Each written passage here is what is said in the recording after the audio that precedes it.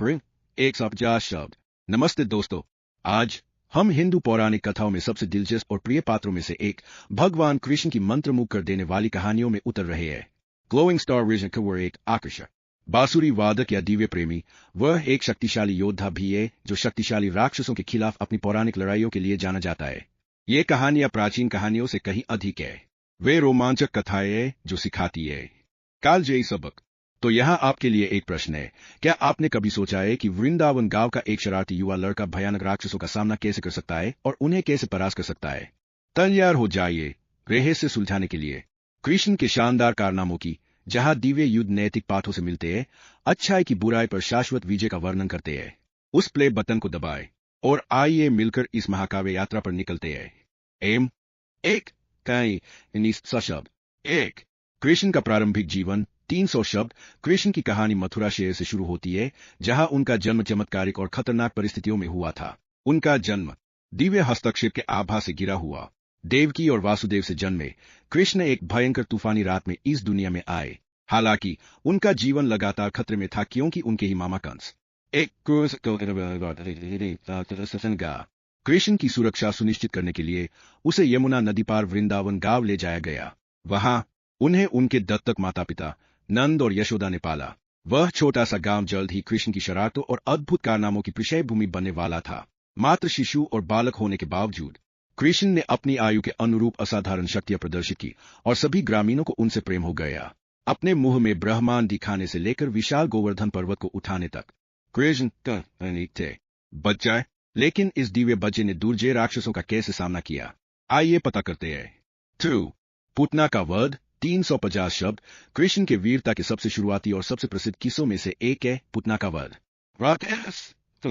कंस ने इस राक्षस को एक क्रूर मिशन के साथ भेजा था, युवा कृष्ण को मारना। एक सुंदर महिला के रूप में प्रच्छन्न होकर पूतना एक दुष्ट योजना के साथ वृंदावन पहुंची। उसने श्री मोल बच्चा अपने स्तन का दूध चया रहा है, जिस पर उसने घातक जहर लगाया था। लेकिन कृष्ण शिशु के रूप में भी केवल एक साधारण बच्चे से कहीं अधिक थे। जैसे ही पुताना ने उसे उठाया, यह केवल मां जिस दूध को कृष्ण ने पिया था, वह उसकी बहुत ही जीवन शक्ति थी। उसके वास्तविक भयानक रूप के प्रकट होने के साथ पुताना की पीड़ा की चीख गांव में गूंजी और इस प्रकार वह बेजान जमीन पर गिर गई। थ्रू इस मुलाकात में कृष्ण ने न केवल खुद को बचाया, बल्कि पूरे गांव को पुताना के दुर्भावनापूर्ण इरादे से भी बचाया। इस प्रकरण ने कृष्ण की कई चमत्कारिक विजयों की शुरुआत को चिह्नित किया। बुराई पर अच्छाई की जीत। 3. त्रिनावर्त के साथ युद्ध। 300 शब्द। अब त्रिनावर्त प्रवेश करता है, एक राक्षस जो शक्तिशाली घुमावदार हवाएं और बवंडर उत्पन्न कर सकता था। एक दिन जब बच्चा कृष्ण प्यार भरे पानी के नीचे खेल रहा था, यशोदा के घर के पास धूल का एक काला बादल गांव को ढक गया।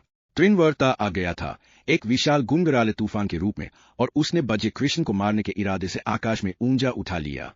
परंतु याद रखे, कृष्ण हमेशा नियंत्रण में थे।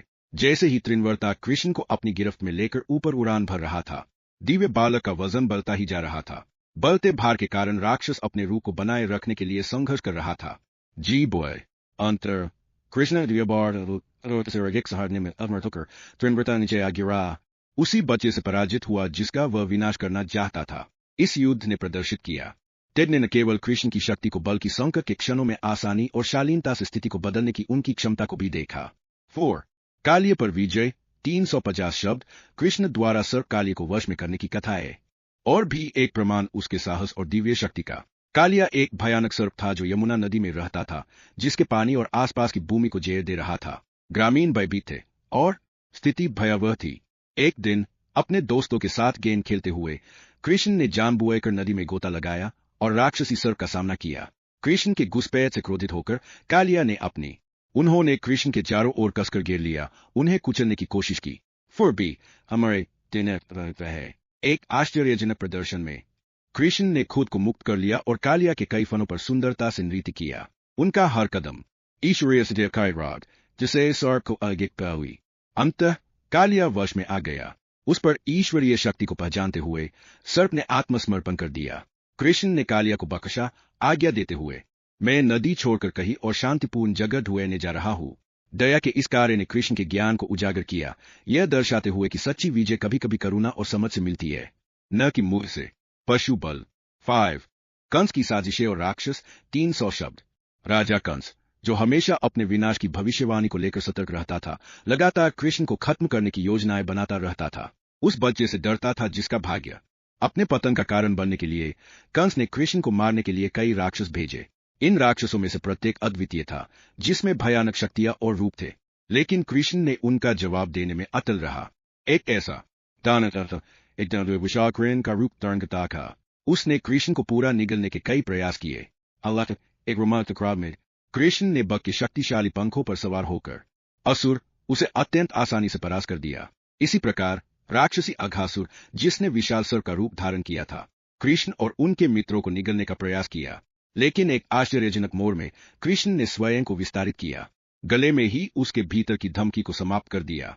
प्रत्येक विजय ने कृष्ण की प्रसिद्धि को बढ़ाया, जिससे न केवल उनका अद्वितीय साहस और शक्ति बल्कि उनका चंचल और दयालु स्वभाव भी दिखाई दिया, जो उसने यह सुनिश्चित किया कि अच्छाई हमेशा बुराई पर विजय प्राप्त करेगी।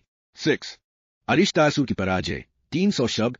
कंस के अंतिम प्रयासों में से एक था शक्तिशाली बैल राक्षस अरिष्टासुर, जिसने अपने आतंक से वृंदावन को भयभीत कर रखा था। एक क्रूर, आक्रमण और खतरनाक सिंह। अरिष्टासुर कोई साधारण शत्रु नहीं था और उसके हमले ने गांव और उसके लोगों के सौहार्द को नष्ट करने की धमकी दी।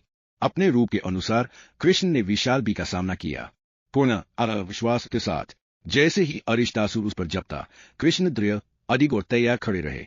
एक तीव्र गति से कृष्ण ने राक्षस को उसके सींगों से पकड़ लिया और उन्हें सहजता से घुमा दिया।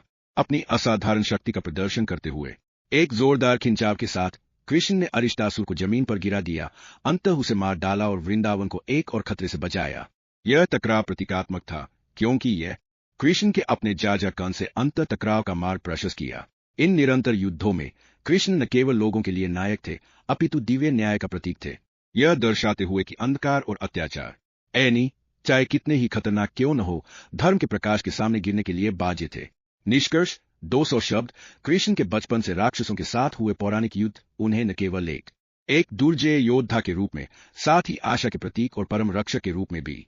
ये कहानियां उनकी अविश्वसनीय शक्तियों और धार्मिकता, सहानुभूति और साहस के कालातीत मूल्यों को दर्शाती है। उनके ज्ञान के माध्यम से कृष्ण हमें सिखाते हैं कि सच्ची शक्ति यह जानने में है कि कब दयालु होना है और कब धार्मिक रूप से अपने आप को स्थापित करना है। इसलिए जैसे हम इन कहानियों पर वापस नजर डालते हैं, याद रखें कि वे हमें कैसे सामना करने के लिए प्रोत्साहित करती है। जीवन की चुनौतियों का सामना मुस्कान के साथ करें, जैसे कृष्ण ने अपने अदम्य साहस और चंचल आकर्षण के साथ किया। वे हमें याद दिलाते हैं कि हमारी समस्याएं कितनी भी भयावह क्यों न लगें, अच्छाई का प्रकाश यहाँ तक कि सबसे काले बुराइयां रेनबो। क्या आप इस तरह की और महाकाव्य कथाएं चाहते हैं? पौराणिक कथाओं और आध्यात्मिकता में आकर्षक अंतर्दृष्टि के लिए मेरे चैनल को सब्सक्राइब करें। इन कहानियों को कृष्ण के फूल की तरह अपने दिन को रोशन करने दे। वृंदावन के हृदय में जाकी का खेल।